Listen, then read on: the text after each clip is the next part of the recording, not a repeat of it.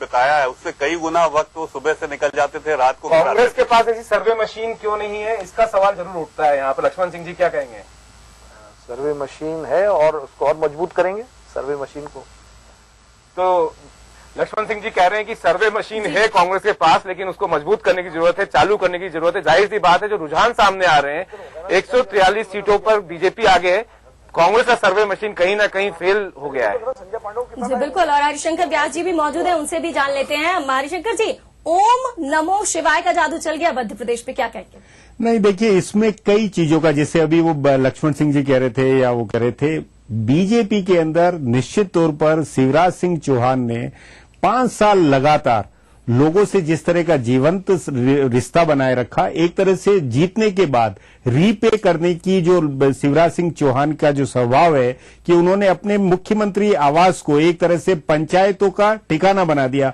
हर समुदाय, हर वर्ग से लोगों को बुलाकर वहां अपना जो पंचायत बनाना, लोगों से तहसील स्तर, गांव स्तर 5 साल लगातार शिवराज सिंह चौहान ने जैसे अपना जनसंपर्क बनाया, तो शिवराज सिंह चौहान का अपना चेहरा, अपना व्यक्तित्व, वो एक बीजेपी की पूंजी था। और उसके अलावा एक जो ये भी बात अभी वहां लक्ष्मण सिंह और ये डिस्कस कर रहे थे, मेरा ये भी मानना है कि कांग्रेस ने 8 महीने से एक तरह से तैयारी शुरू की। मोहन प्रकाश प्रभारी महासचिव बने, उसके बाद उम्मीदवारों की छटनी, ज्योतिरादित्य को चयन करना, सबकी सभाएं एक साथ करवाना, ये सब ऊपर काम होता रहा। नीचे जो बूथ के स्तर पर जो व्यवस्था होनी चाहिए थी, पिछले 15 सालों में ऐसी मध्य प्रदेश में स्थिति बन गई है जहां लगभग 40 सीटें ऐसी है जहां बूथ स्तर का कांग्रेस का संगठन तक नहीं है। वहां उस बूथ के स्तर पर क्या प्रबंध किया जाएगा, क्या नहीं होगा, इसका कोई ध्यान नहीं दिया गया।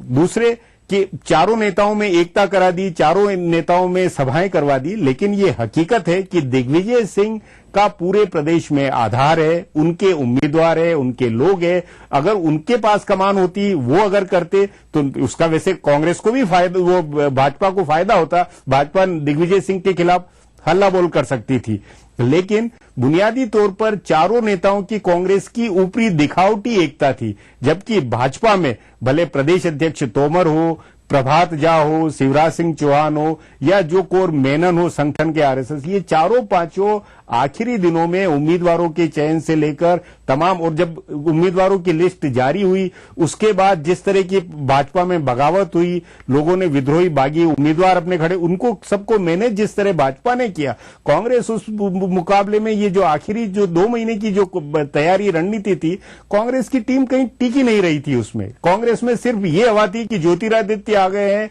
और 4 नेताओं की 10 सभाएं हो गई है, उसके आधार पर वो करेंगे।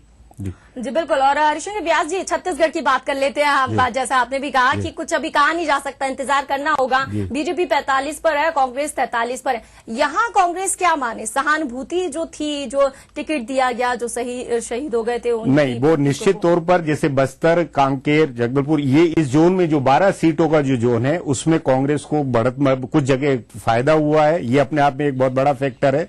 और दूसरा, कांग्रेस को यह फायदा बीजेपी के विधायकों को, पिछले विधायकों को न बदले जाने का, विधायकों के जो भाजपा के जिन विधायकों के खिलाफ, मंत्रियों के खिलाफ बहुत गुस्सा था, उसकी सर्वे में रिपोर्ट भी आई हुई थी भाजपा संगठन को, लेकिन रमन सिंह ने उसमें अगर 5-6 लोगों को भी बदल देते तो शायद बहुत आसानी से भाजपा की बढ़त बन पाती। और इसीलिए कांग्रेस को एक तरह से यहां भाजपा की उम्मीदवार लिस्ट का ज्यादा फायदा होता हुआ लगा है।